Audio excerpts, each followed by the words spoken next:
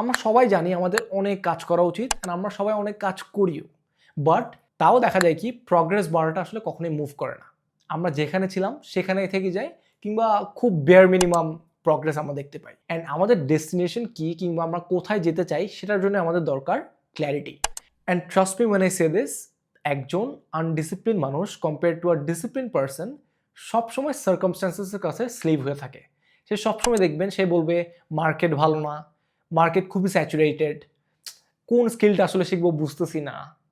এখন at this moment 2025-এ এসে আপনি কখনো এটা বলতে পারেন না যে আপনি কি করবেন আপনি জানেন না, বা আপনি কোথা থেকে স্টার্ট করবেন আপনি জানেন না।